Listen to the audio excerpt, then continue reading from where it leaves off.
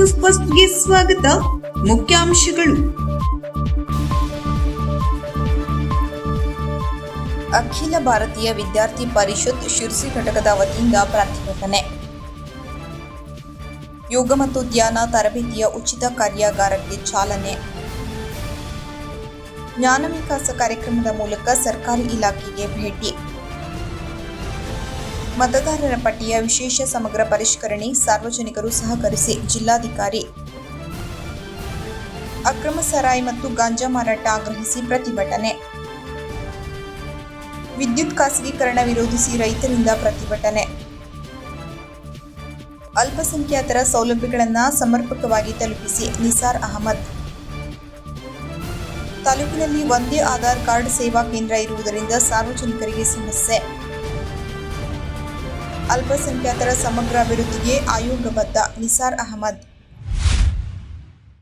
ಕಾನಸೂರಿನ ಮುರಾರ್ಜಿ ದೇಸಾಯಿ ವಸತಿ ಶಾಲೆಯಲ್ಲಿ ಆಗಿರುವ ವಿದ್ಯಾರ್ಥಿಯ ಸಾವಿನ ಮತ್ತು ಬಂಡಲದ ಮೆಟ್ರಿಕ್ ಪೂರ್ವ ಸರ್ಕಾರಿ ವಸತಿ ನಿಲಯದಲ್ಲಿ ಆಗಿರುವ ಘಟನೆ ಕುರಿತು ಸೂಕ್ತ ತನಿಖೆ ನಡೆಸುವಂತೆ ಹಾಗೂ ಗ್ರಾಮೀಣ ಪ್ರದೇಶದಲ್ಲಿ ಇರುವ ಹಾಸ್ಟೆಲ್ಗಳಿಗೆ ಕಡ್ಡಾಯವಾಗಿ ವಾರ್ಡನ್ಗಳನ್ನು ನೇಮಿಸುವಂತೆ ಆಗ್ರಹಿಸಿ ಅಖಿಲ ಭಾರತೀಯ ವಿದ್ಯಾರ್ಥಿ ಪರಿಷತ್ ಶಿರಸಿ ಘಟಕದ ವತಿಯಿಂದ ನಗರದ 5 ರಸ್ತೆ ವೃತ್ತದಲ್ಲಿ ಸರ್ಕಾರ ಮತ್ತು ಅಧಿಕಾರಿಗಳ ವಿರುದ್ಧ ಘೋಷಣೆಗಳನ್ನು ಕೂಗಿ ಬೃಹತ್ ಪ್ರತಿಭಟನೆ ಮಾಡಿದರು. ಅಖಿಲ ಭಾರತೀಯ ವಿದ್ಯಾರ್ಥಿ ಪರಿಷತ್ ಶಿರಸಿ ಘಟಕದ ವಿಭಾಗ ಸಂಚಾಲಕರಾದ ಸಂಜಯ್ ಗಾಂವ್ಕರ್ ಮಾತನಾಡಿ, ಸರ್ಕಾರ ಮತ್ತು ಸ್ಥಳೀಯ ಶಾಸಕರ ಹಾಗೂ ಸ್ಥಳೀಯ ತಾಲೂಕು ಅಧಿಕಾರಿಗಳ ನಡೆ ಖಂಡಿಸಿ ತಮ್ಮ ಆಕ್ರೋಶವನ್ನು ಈ ರೀತಿಯಾಗಿ ಹೊರಹಾಕಿದರು. ನಮ್ಮ ಪ್ರಜಾಪ್ರಭುತ್ವದಲ್ಲಿ ಶಾಂತ ರೀತಿಯಾಗಿ ಹೋರಾಟ ಮಾಡಲು ನಮಗೆ ಹಕ್ಕಿದೆ. ಆ ಹಕ್ಕಿನಿಂದ ನಾವು ತಹಶೀಲ್ದಾರ್ ಅವರನ್ನ ಭೇಟಿಯಾಗಿ ಕಂಪ್ಲೇಂಟ್ ನೀಡಲು ಹೋದಾಗ ನಮ್ಮ ಕಂಪ್ಲೇಂಟ್ ಅನ್ನು ತಹಶೀಲ್ದಾರರು ನಿರಾಕರಿಸಿದರು ಎಂದು ತಿಳಿಸಿದರು. ಅದರ ಪರಿಣಾಮವಾಗಿ ಇಂದು ನಾವು ಬೀದಿಗೆ ಇಳಿದು ಹೋರಾಟ ಮಾಡುತ್ತಿದ್ದೇವೆ. ಇಲ್ಲಿಯೂ ನಮಗೆ ಹೋರಾಟ ಮಾಡಲು ಅವಕಾಶವಿಲ್ಲವೆಂದರೆ ನಾವು ಯಾವ ದೇಶದಲ್ಲಿದ್ದೇವೆ ಮತ್ತು ನಾವು ಬಾಂಬ್ ಹಾಕಲಿಕ್ಕೆ ಬಂದಿದ್ದೇವೆ ಎನ್ನುವ ರೀತಿಯಲ್ಲಿ ಪೊಲೀಸರು ನಮ್ಮನ್ನ ನಡೆಸಿಕೊಳ್ಳುತ್ತಿದ್ದಾರೆ ಎಂದು ಪೊಲೀಸರ ವಿರುದ್ಧ ಹರಿಹಾಯ್ದರು. ನಂತರ ಮಾತನಾಡಿದ ಎಬಿವಿಪಿ ಕರ್ನಾಟಕ ರಾಜ್ಯ ಕಾರ್ಯದರ್ಶಿ ದರ್ಶನ್ ಹೆಗಡೆಯವರು, ಪೊಲೀಸರು ಪ್ರತಿಭಟನಾಕಾರರಿಗೆ ಶಾಂತ ರೀತಿಯಾಗಿ ಪ್ರತಿಭಟನೆ ಮಾಡಲು ಅವಕಾಶ ನೀಡುತ್ತಿಲ್ಲ. ರಾಜಕಾರಣಿಗಳ ಹಾಗೂ ಅಧಿಕಾರಿಗಳ ಕುಮ್ಮಕ್ಕಿನಿಂದ ನಮ್ಮ ಪ್ರತಿಭಟನೆಯನ್ನ ಹತ್ತಿಕ್ಕಲು ಮುಂದಾಗಿದ್ದಾರೆ ಎಂದು ಆರೋಪಿಸಿದರು. ಸುಮಾರು ಹೊತ್ತಿನಿಂದ ಸುಡು ಬಿಸಿಲಿನಲ್ಲಿ ನಾವು ಪ್ರತಿಭಟನೆ ಮಾಡುತ್ತಿದ್ದರೂ ಎಸಿ ಅವರಾಗಲಿ, ತಹಶೀಲ್ದಾರ್ ಅವರಾಗಲಿ ಮತ್ತು ಶಾಸಕರಾಗಲಿ ನಮ್ಮ ಬಳಿ ಬಂದಿಲ್ಲ ಎಂದು ಆಕ್ರೋಶ ವ್ಯಕ್ತಪಡಿಸಿದರು. ಈ ಮಧ್ಯೆ ಪ್ರತಿಭಟನಾಕಾರರು ಹಾಗೂ ಪೊಲೀಸರ ನಡುವೆ ಸ್ವಲ್ಪ ಹೊತ್ತು ಮಾತಿನ ಚಕಮಕಿ ನಡೆಯಿತು. ಆದರೂ ಪಟ್ಟು ಬಿಡದ ಪ್ರತಿಭಟನಾಕಾರರು ಸಂಬಂಧಪಟ್ಟ ಅಧಿಕಾರಿಗಳು ತಮ್ಮ ಪ್ರತಿಭಟನಾ ಸ್ಥಳಕ್ಕೆ ಆಗಮಿಸಿ ನಮ್ಮ ಮನವಿಯನ್ನ ಸ್ವೀಕರಿಸುವವರೆಗೂ ನಾವು ಈ ಸ್ಥಳದಿಂದ ಕದಲುವುದಿಲ್ಲ ಎಂದು ಪಟ್ಟು ಹಿಡಿದರು. ನಂತರ ತಹಶೀಲ್ದಾರ್ ಪಟ್ಟರಾಜಗೌಡ ಅವರು ಸ್ಥಳಕ್ಕೆ ಭೇಟಿ ನೀಡಿ ಪ್ರತಿಭಟನಾಕಾರರ ಮನವಿ ಸ್ವೀಕರಿಸಿ ನ್ಯಾಯ ಕೊಡಿಸುವ ಭರವಸೆ ನೀಡಿದರು. ಈ ಸಂದರ್ಭದಲ್ಲಿ ಅಖಿಲ ಭಾರತೀಯ ವಿದ್ಯಾರ್ಥಿ ಪರಿಷತ್ ಶಿರಸಿ ಘಟಕದ ಪದಾಧಿಕಾರಿಗಳು ಹಾಗೂ ಶಾಲಾ ವಿದ್ಯಾರ್ಥಿಗಳು ಈ ಒಂದು ಪ್ರತಿಭಟನೆಯಲ್ಲಿ ಪಾಲ್ಗೊಂಡಿದ್ದರು.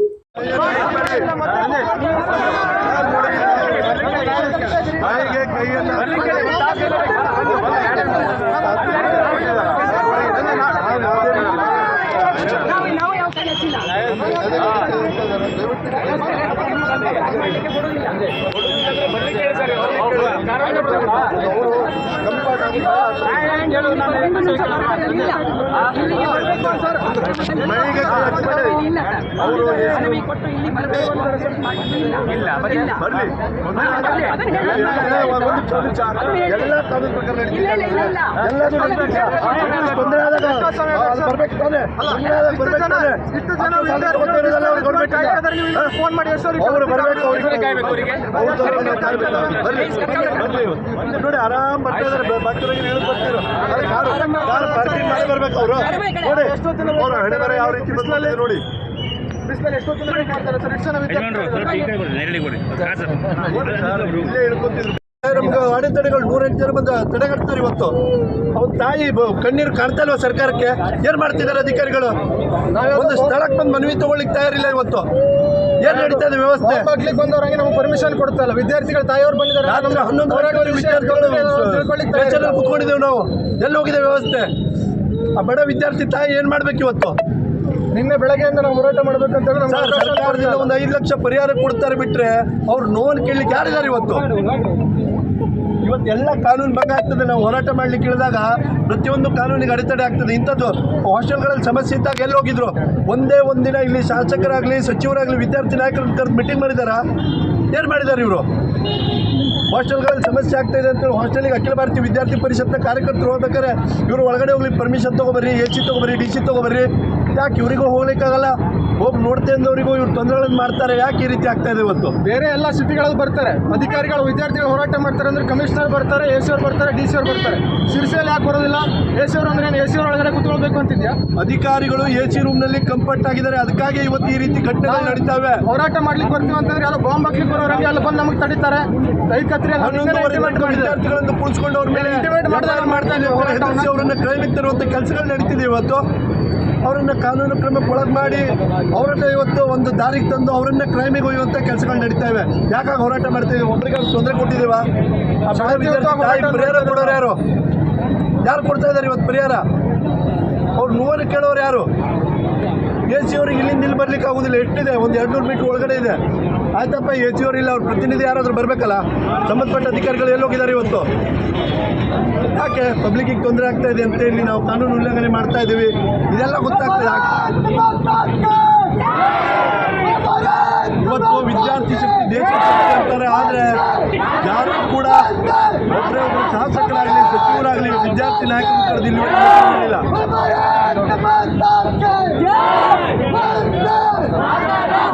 AC ಅವರು ಇನ್ನು 10 ನಿಮಿಷದಲ್ಲಿ ಇಲ್ಲಿ ಬರಲಿಲ್ಲ, ಅವರ ಪ್ರತಿನಿಧಿಗಳು ಯಾರೂ ಬರಲಿಲ್ಲ ಅಂದರೆ ನಾವು ರಸ್ತೆ ತಡೆ ಮಾಡ್ತೀವಿ. ನಾವು ಇಲ್ಲಿ ಬಿಸಿಲಲ್ಲಿ ವಿದ್ಯಾರ್ಥಿಗಳು ಭಾಳ ಹೊತ್ತಾಗಿದೆ.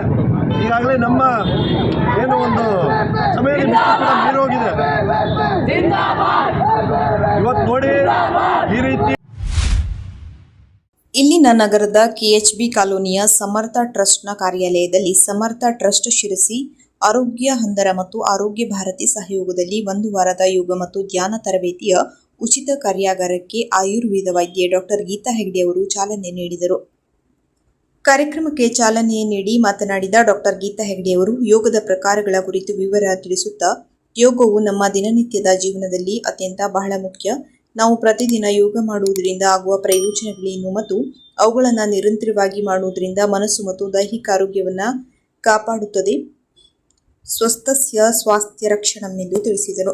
ನಂತರ ಯೋಗ ತರಬೇತಿಯ ಗುರುಗಳಾದ ಆರೋಗ್ಯ ಭಾರತೀಯ ಶ್ರೀ ನಾಗೇಶ್ ಪೀರ್ ಅವರು ಮಾತನಾಡಿ ಯೋಗದ ಮಹತ್ವ ಮತ್ತು ಯೋಗದ ಪ್ರಯೋಜನವನ್ನು ತಿಳಿಸಿದರು.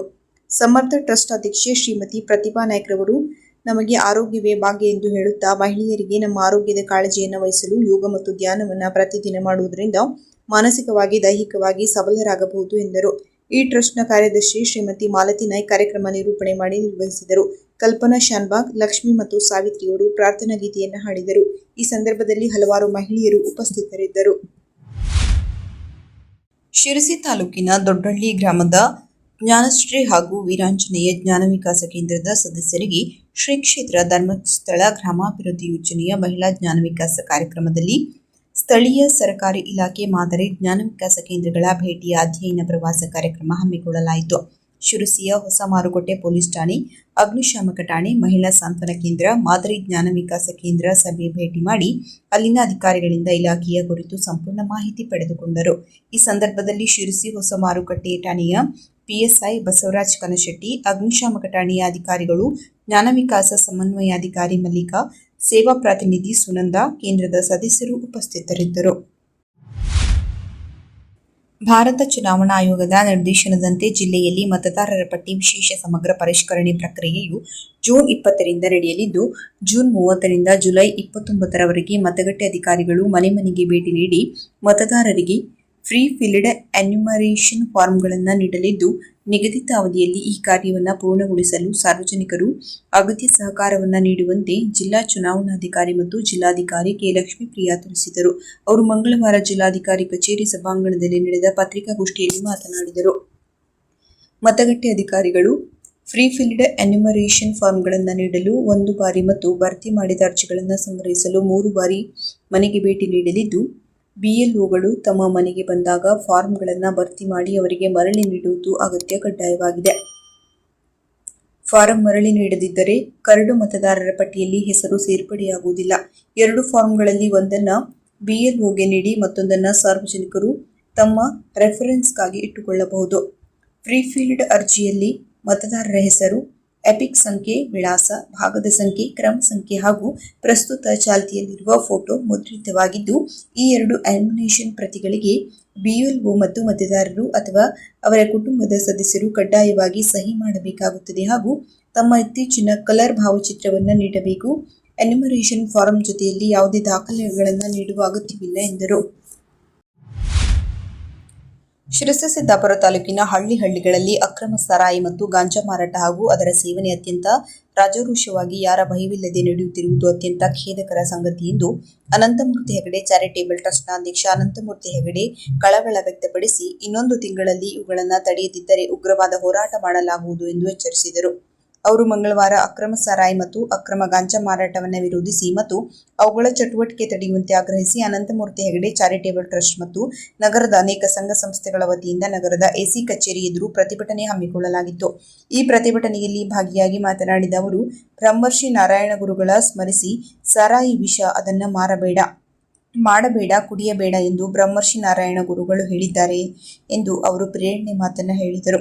ಕೊನೆಯಲ್ಲಿ ಸಹಾಯಕ ಆಯುಕ್ತರಾದ ಚಂದ್ರಶೇಖರ್ ಆರ್ಜಿಯವರ ಮೂಲಕ ಸರ್ಕಾರಕ್ಕೆ ಮನವಿ ಸಲ್ಲಿಸಲಾಯಿತು. ಈ ಸಂದರ್ಭದಲ್ಲಿ ಉಷಾ ಹೆಗಡೆ, ರಮೇಶ್ ನಾಯ್ಕ್, ವಿಎಂ ಭಟ್, ಅಣ್ಣಪ್ಪ ಹಸ್ಲರ್, ಶ್ರೀಕಾಂತ್ ಬಳ್ಳಾರಿ, ಜ್ಯೋತಿ ಭಟ್ ಅನೇಕರು ಉಪಸ್ಥಿತರಿದ್ದರು.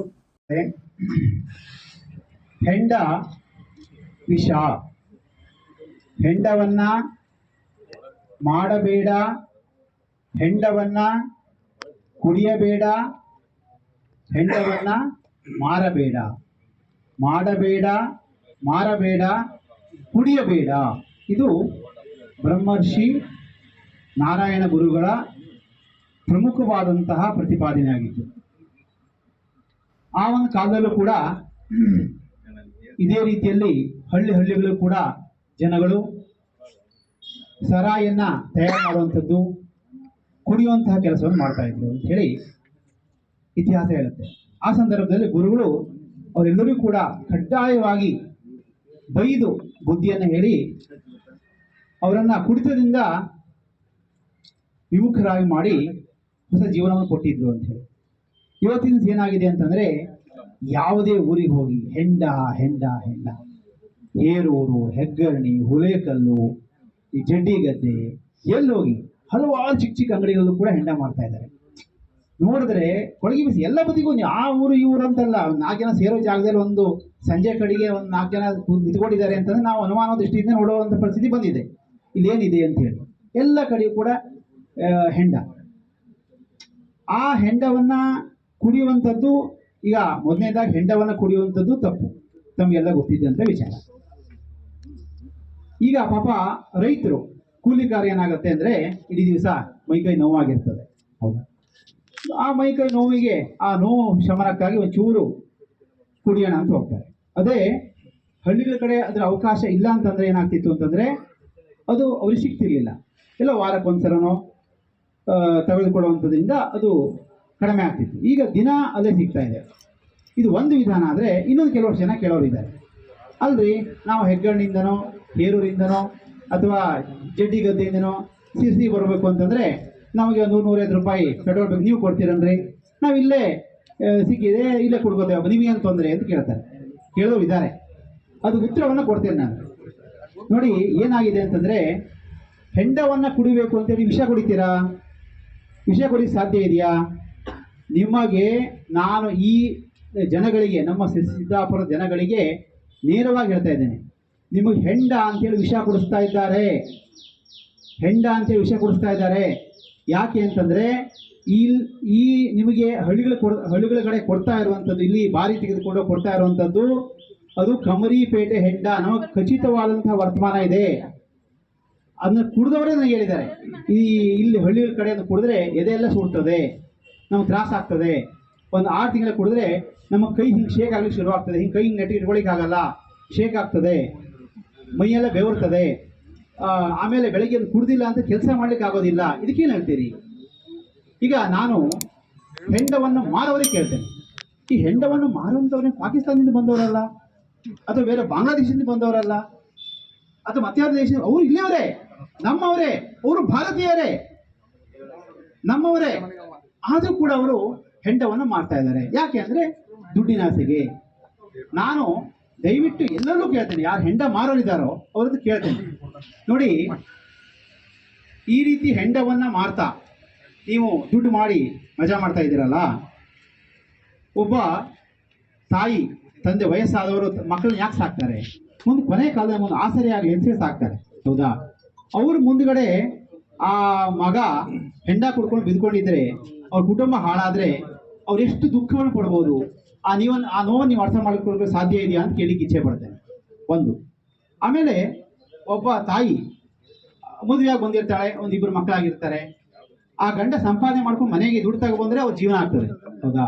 ಅದು ಬಿಟ್ಟು ಗಂಡನಾದವನು ಕುಡ್ಕೊಂಡು ಬಿದ್ಕೊಂಡಿದ್ರೆ ಆ ತಾಯಿ ಎಷ್ಟು ಕಣ್ಣೀರನ್ನು ಹಾಕಿರ್ತಾಳೆ. ಆ ಕಣ್ಣೀರು ನೀವು ಕುಟುಂಬವನ್ನು ಬಿಡ್ತದೆಯಾ? ನೀವೇನು ಇವತ್ತು ನನಗೆ ಗೊತ್ತಿದೆ, ಯಾರ್ಯಾರು ಮನೆ ಕಟ್ಟಿದ್ದಾರೆ ಅಂತ ಗೊತ್ತಿದೆ, ಸರಾಯಿ ಮಾರಿದ್ದಾರೆ ಅಂತ ಗೊತ್ತಿದೆ, ಯಾವುದು ಗೊತ್ತಿಲ್ಲ ಅಂತಲ್ಲ.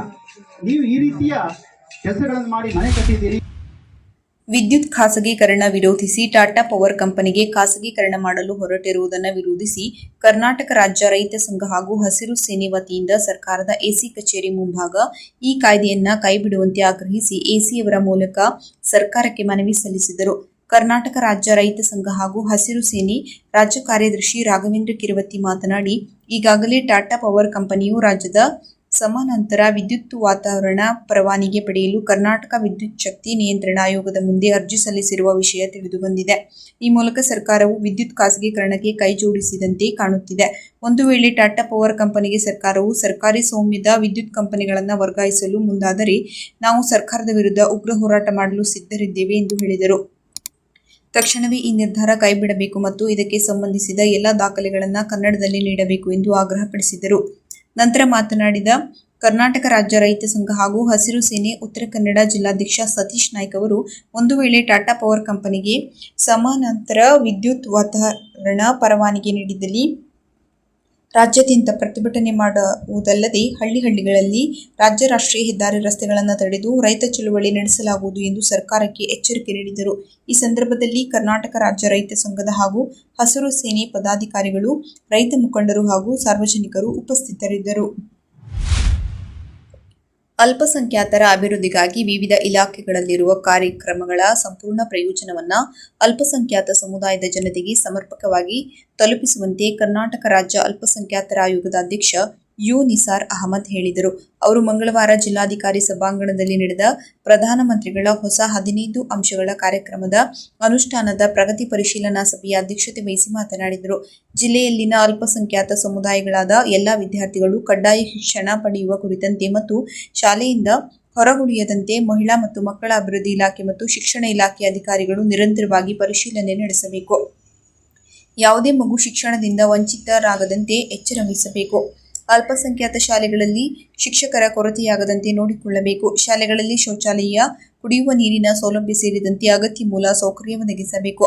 ಕಳೆದ 10 ವರ್ಷಗಳ ವಿದ್ಯಾರ್ಥಿಗಳ ದಾಖಲಾತಿ, ಶಾಲೆ ಬಿಟ್ಟವರ ಹಾಗೂ ಎಸ್ಎಸ್ಎಲ್ಸಿ ಪರೀಕ್ಷೆಗೆ ಹಾಜರಾಗದವರ ವಿವರಗಳನ್ನೊಳಗೊಂಡ ವರದಿಯನ್ನು 10 ದಿನಗಳಲ್ಲಿ ಸಲ್ಲಿಸುವಂತೆ ನಿರ್ದೇಶನ ನೀಡಿದರು. ಬ್ಯಾಂಕ್ಗಳಲ್ಲಿ ಶೈಕ್ಷಣಿಕ ಸಾಲ ಯೋಜನೆಯಲ್ಲಿ ವಿದ್ಯಾರ್ಥಿಗಳಿಗೆ 7.5 ಲಕ್ಷದವರೆಗೆ ಭದ್ರತೆ ಇಲ್ಲದೆ ಸಾಲ ನೀಡುತ್ತಿದ್ದು, ಇದರ ಸದುಪಯೋಗಗಳನ್ನು ಎಲ್ಲ ವಿದ್ಯಾರ್ಥಿಗಳು ಪಡೆದುಕೊಂಡು ಉನ್ನತ ಶಿಕ್ಷಣ ಪಡೆಯಬೇಕು ಎಂದರು. ಈ ಸಂದರ್ಭದಲ್ಲಿ ಜಿಲ್ಲಾಧಿಕಾರಿ ಕೆ. ಲಕ್ಷ್ಮೀಪ್ರಿಯ, ಜಿಲ್ಲಾ ಪಂಚಾಯಿತಿ ಸಿಇಒ ದಿಲೀಶ್ ಶಶಿ ಸೇರಿದಂತೆ ಅಧಿಕಾರಿಗಳು ಹಾಜರಿದ್ದರು. ಇಲ್ಲಿನ ಹಳೆ ತಹಶೀಲ್ದಾರ್ ಕಚೇರಿಯಲ್ಲಿ ಆವರಣದಲ್ಲಿರುವ ಆಧಾರ್ ಸೇವಾ ಕೇಂದ್ರ ತೆರೆಯಲಾಗಿದೆ. ಇದು ತಾಲೂಕಿನಲ್ಲಿ ಒಂದೇ ಕೇಂದ್ರ ಆಗಿರುವುದರಿಂದ ನೂರಾರು ಸಂಖ್ಯೆಯಲ್ಲಿ ಜನರು ಬರುತ್ತಿರುವುದರಿಂದ ಜನರು ಪರದಾಡುತ್ತಿರುವುದು ಸಾಮಾನ್ಯವಾಗಿದೆ. ತಾಲೂಕಿನಲ್ಲಿ ಪಟ್ಟಣ ಸೇರಿ ಗ್ರಾಮೀಣ ಭಾಗದ ನೂರಾರು ಜನ ತಮ್ಮ ಮಕ್ಕಳ ವಿದ್ಯಾಭ್ಯಾಸಕ್ಕಾಗಿ ಆಧಾರ್ ಬದಲಾವಣೆ, ಬಾಲ ಆಧಾರ್, ಮೊಬೈಲ್ ನಂಬರ್ ಜೋಡಣೆ, ಕಾರ್ಮಿಕ ಕಾರ್ಡಿನ ಮಕ್ಕಳಿಗೆ ವಿದ್ಯಾರ್ಥಿ ವೇತನ ಮಾಡಿಸಲು, ಕಡ್ಡಾಯವಾಗಿ ಆಧಾರ್ಗೆ ನಂಬರ್ ಲಿಂಕ್ ಮಾಡಿಸಲು ಹಾಗೂ ಕಾರ್ಡ್ಗಳಲ್ಲಿನ ಲೋಪಗಳ ತಿದ್ದುಪಡಿ ಮಾಡುವುದಕ್ಕಾಗಿ ಒಮ್ಮೆಲೆ ಸೇವಾ ಕೇಂದ್ರಕ್ಕೆ ಮಕ್ಕಳನ್ನು ಕರೆದುಕೊಂಡು ಮುಂಜಾನೆಯ ಸಮಯ 3 ರಿಂದ 4 ಗಂಟೆಗೆ ಬಂದು ಸರತಿ ಸಾಲು ಹಚ್ಚಬೇಕು, ಇಲ್ಲವೇ ಅಲ್ಲಿಯೇ ಮಲಗುವ ಪ್ರಸಂಗ ಎದುರಾಗಿದೆ. ಇದೀಗ ರಾಜ್ಯ ಸರ್ಕಾರ ಗೃಹಲಕ್ಷ್ಮಿ ಮತ್ತು ಗೃಹಜ್ಯೋತಿ ಯೋಜನೆಯನ್ನು ಪರಿಷ್ಕರಣೆ ಮಾಡಲು ಮುಂದಾಗುತ್ತಿದೆ. ಈ ಯೋಜನೆಗೆ ಅರ್ಜಿ ಹಾಕಲು ಆಧಾರ್ ಕಾರ್ಡ್ ಕಡ್ಡಾಯ ಆಗಲಿದೆ ಎಂಬ ಸುದ್ದಿ ಹರಿದಾಡುತ್ತಿದೆ. ಆದ್ದರಿಂದ ಜನರು ಆಧಾರ್ ಕಾರ್ಡ್ ಕೇಂದ್ರದಿಂದ ಹೆಚ್ಚಿನ ಸಂಖ್ಯೆಯಲ್ಲಿ ಧಾವಿಸುತ್ತಿದ್ದಾರೆ. ಕೇಂದ್ರ ಹಾಗೂ ರಾಜ್ಯ ಸರ್ಕಾರಗಳ ಯೋಜನೆಗಳನ್ನು ಹಾಗೂ ಬ್ಯಾಂಕ್ನ ವ್ಯವಹಾರಗಳಿಗೆ ಆಧಾರ್ ಕಾರ್ಡಿಗೆ ಫೋನ್ ನಂಬರ್ ಲಿಂಕ್ ಕಡ್ಡಾಯ ಆಗಿರುವುದರಿಂದ ಹಾಗೂ ಸಿಲಿಂಡರ್ ಪಡೆಯಲು KYC ಮಾಡಿಸಲು ಮತ್ತು ಸರಿ ಪಡಿಸಿಕೊಳ್ಳುವುದರಲ್ಲಿ ಇಷ್ಟು ದಿನ ಕಳೆದಿದ್ದ ಗ್ರಾಹಕರು ಇದೀಗ ಶಾಲೆಗಳು ಆರಂಭವಾಗುತ್ತಿರುವುದರಿಂದ ಒಂದು ಆಧಾರ್ ಕಾರ್ಡ್ ಮಾಡಿಸಿಕೊಳ್ಳಲು ವಾರಗಟ್ಟಲೆ ಅಲೆಯುವ ಪರಿಸ್ಥಿತಿ ನಿರ್ಮಾಣವಾಗಿದೆ. ಜನಪ್ರತಿನಿಧಿಗಳು ಬಡವರ ಕಷ್ಟ ಆಲಿಸಿ ಈ ಆಧಾರ್ ಕಾರ್ಡ್ ಸಮಸ್ಯೆ ಶಾಶ್ವತವಾಗಿ ಬಗೆಹರಿಸಲು ಪ್ರಯತ್ನಿಸಬೇಕು ಎಂದು ಆಕ್ರೋಶ ವ್ಯಕ್ತಪಡಿಸಿದರು. ಆದುದರಿಂದ ಸಂಬಂಧಿಸಿದ ಅಧಿಕಾರಿಗಳು ಈ ಬಗ್ಗೆ ತ್ವರಿತವಾಗಿ ಕ್ರಮ ಕೈಗೊಳ್ಳಬೇಕೆಂದು ಆಗ್ರಹಿಸಿದ್ದಾರೆ. ರಾಜ್ಯದಲ್ಲಿನ ಅಲ್ಪಸಂಖ್ಯಾತರ ಕುಂದುಕೊರತೆಗಳನ್ನು ಆಲಿಸಿ ಈ ಸಮಸ್ಯೆಗಳಿಗೆ ಅಧಿಕಾರಿಗಳು ಸೂಕ್ತ ರೀತಿಯಲ್ಲಿ ಸ್ಪಂದಿಸದಿದ್ದರೆ ಅಧಿಕಾರಿಗಳನ್ನು ಆಯೋಗಕ್ಕೆ ಕರೆಸಿ ನಿರ್ದೇಶನ ನೀಡುವ ಮತ್ತು ಪರಿಹಾರಕ್ಕಾಗಿ ಸರ್ಕಾರಕ್ಕೆ ಶಿಫಾರಸು ಮಾಡುವ ಮೂಲಕ ರಾಜ್ಯದ ಅಲ್ಪಸಂಖ್ಯಾತರ ಸಮಗ್ರ ಅಭಿವೃದ್ಧಿಗೆ ರಾಜ್ಯ ಅಲ್ಪಸಂಖ್ಯಾತರ ಆಯೋಗ ಬದ್ಧವಾಗಿದೆ ಎಂದು ಕರ್ನಾಟಕ ರಾಜ್ಯ ಅಲ್ಪಸಂಖ್ಯಾತರ ಆಯೋಗದ ಅಧ್ಯಕ್ಷ ಯು ನಿಸಾರ್ ಅಹಮದ್ ಹೇಳಿದರು. ಅವರು ಮಂಗಳವಾರ ಜಿಲ್ಲಾ ಪಂಚಾಯತ್ ಸಭಾಂಗಣದಲ್ಲಿ ನಡೆದ ಜಿಲ್ಲೆಯ ಅಲ್ಪಸಂಖ್ಯಾತರ ಕುಂದುಕೊರತೆಗಳ ಕುರಿತ ಅಹವಾಲುಗಳನ್ನು ಸ್ವೀಕರಿಸಿ ಮಾತನಾಡಿದರು. ರಾಜ್ಯದ ಅಲ್ಪಸಂಖ್ಯಾತ ಸಮುದಾಯಗಳಾದ ಮುಸ್ಲಿಂ, ಕ್ರಿಶ್ಚಿಯನ್, ಬುದ್ಧ, ಜೈನ್, ಸಿಖ್, ಪಾರ್ಸಿ ಸಮುದಾಯದ ನಾಗರಿಕರ ಅಭಿವೃದ್ಧಿಗಾಗಿ ಆಯೋಗವನ್ನು ರಚಿಸಲಾಗಿದೆ. ಆಯೋಗವು ಈ ಸಮುದಾಯಗಳಿಗೆ ಉತ್ತಮ ವಿದ್ಯಾಭ್ಯಾಸ, ಉತ್ತಮ ಶಾಲಾ ಕಾಲೇಜುಗಳು, ಉದ್ಯೋಗಾವಕಾಶ, ತರಬೇತಿ ನೀಡುವ ಮೂಲಕ ಶಕ್ತಿ ತುಂಬುತ್ತಿದ್ದು, ಆಯೋಗದ ವೆಬ್ಸೈಟ್ www.kmc.government.in ನಲ್ಲಿ ಉದ್ಯೋಗ ಪೋರ್ಟಲ್ ಮೂಲಕ ನೇವಿ, ಪೊಲೀಸ್, ಎಸ್ಎಸ್ಸಿ, ರೈಲ್ವೆ ಸೇರಿದಂತೆ ಎಲ್ಲ ಸರ್ಕಾರಿ ಇಲಾಖೆಗಳ ಉದ್ಯೋಗದ ನೋಟಿಫಿಕೇಷನ್ ಅನ್ನು 15 ದಿನಗಳಿಗೊಮ್ಮೆ ಅಪ್ಲೋಡ್ ಮಾಡಲಾಗುತ್ತಿದೆ ಎಂದರು. ಸಮುದಾಯದ ನಿರುದ್ಯೋಗಿ ಯುವಕರು ವೆಬ್ಸೈಟ್ನಲ್ಲಿ ರಿಜಿಸ್ಟರ್ ಮಾಡಿಕೊಂಡರೆ ಅವರ ವಾಟ್ಸ್ಆಪ್ ಅಥವಾ ಇಮೇಲ್ಗೆ ನೇರವಾಗಿ ಜಾಬ್ ನೋಟಿಫಿಕೇಷನ್ಗಳು ಕಳಿಸಲಾಗುತ್ತದೆ. ಪರೀಕ್ಷೆ ಬರೆಯುವ ಯುವಕರಿಗೆ ಆಯೋಗದ ವತಿಯಿಂದ ಟ್ರೈನಿಂಗ್ ನೀಡಲಾಗುತ್ತದೆ. ಜಿಲ್ಲೆಯಲ್ಲಿ 20 ವಿದ್ಯಾರ್ಥಿಗಳಿಗಿಂತ ಹೆಚ್ಚು ವಿದ್ಯಾರ್ಥಿಗಳಿದ್ದರೆ ಅವರನ್ನು ಬೆಂಗಳೂರಿನ ಹಜ್ ಭವನದಲ್ಲಿ ಉಚಿತ ತರಬೇತಿ ನೀಡುವ ವ್ಯವಸ್ಥೆ ಮಾಡಲಾಗುತ್ತಿದೆ ಎಂದರು. ಸಿಡಿಎಸಿ ಸಂಸ್ಥೆಯೊಂದಿಗೆ ಆಯೋಗವು ಇಂಜಿನಿಯರಿಂಗ್ ಓದುತ್ತಿರುವ ಅಥವಾ ಮುಗಿಸಿದ ಅಲ್ಪಸಂಖ್ಯಾತ ವಿದ್ಯಾರ್ಥಿಗಳಿಗೆ artificial intelligence, cyber security, drone technology ಮತ್ತು ಸೂಪರ್ ಕಂಪ್ಯೂಟರ್ಸ್ಗಳ ಬಗ್ಗೆ 3 ತಿಂಗಳ ವಿಶೇಷ ಟ್ರೈನಿಂಗ್ ನೀಡಲು ಯೋಜನೆ ರೂಪಿಸಲಾಗಿದೆ. ತರಬೇತಿ ನಂತರ ವಿದ್ಯಾರ್ಥಿಗಳಿಗೆ ಪ್ರಮಾಣಪತ್ರ ನೀಡಲಾಗುವುದು. ಇದರಿಂದ ಉತ್ತಮ ಕಂಪನಿಗಳಲ್ಲಿ ಸುಲಭವಾಗಿ ಉದ್ಯೋಗಾವಕಾಶಗಳು ದೊರೆಯಲಿದೆ ಎಂದರು. ಕೊನೆಯಲ್ಲಿ ಮತ್ತೊಮ್ಮೆ ಮುಖ್ಯಾಂಶಗಳು. ಅಖಿಲ ಭಾರತೀಯ ವಿದ್ಯಾರ್ಥಿ ಪರಿಷತ್ ಶಿರ್ಸಿ ಘಟಕದ ವತಿಯಿಂದ ಪ್ರತಿಭಟನೆ. ಯೋಗ ಮತ್ತು ಧ್ಯಾನ ತರಬೇತಿಯ ಉಚಿತ ಕಾರ್ಯಾಗಾರಕ್ಕೆ ಚಾಲನೆ. ಜ್ಞಾನ ವಿಕಾಸ ಕಾರ್ಯಕ್ರಮದ ಮೂಲಕ ಸರ್ಕಾರಿ ಇಲಾಖೆಗೆ ಭೇಟಿ. ಮತದಾರರ ಪಟ್ಟಿಯ ವಿಶೇಷ ಸಮಗ್ರ ಪರಿಷ್ಕರಣೆ, ಸಾರ್ವಜನಿಕರು ಸಹಕರಿಸಿ ಜಿಲ್ಲಾಧಿಕಾರಿ. ಅಕ್ರಮ ಸಾರಾಯಿ ಮತ್ತು ಗಾಂಜಾ ಮಾರಾಟ ಆಗ್ರಹಿಸಿ ಪ್ರತಿಭಟನೆ. ವಿದ್ಯುತ್ ಖಾಸಗೀಕರಣ ವಿರೋಧಿಸಿ ರೈತರಿಂದ ಪ್ರತಿಭಟನೆ. ಅಲ್ಪಸಂಖ್ಯಾತರ ಸೌಲಭ್ಯಗಳನ್ನು ಸಮರ್ಪಕವಾಗಿ ತಲುಪಿಸಿ ನಿಸಾರ್ ಅಹಮದ್. ತಾಲೂಕಿನಲ್ಲಿ ಒಂದೇ ಆಧಾರ್ ಕಾರ್ಡ್ ಸೇವಾ ಕೇಂದ್ರ ಇರುವುದರಿಂದ ಸಾರ್ವಜನಿಕರಿಗೆ ಸಮಸ್ಯೆ. ಅಲ್ಪಸಂಖ್ಯಾತರ ಸಮಗ್ರ ಅಭಿವೃದ್ಧಿಗೆ ಆಯೋಗ ಬದ್ಧ ನಿಸಾರ್ ಅಹಮದ್. ಕದಂಬ ನ್ಯೂಸ್ ಫಸ್ಟ್, ನಿರ್ಭೀತಿಯಿಂದ ನಿಮ್ಮ ಪರವಾಗಿ.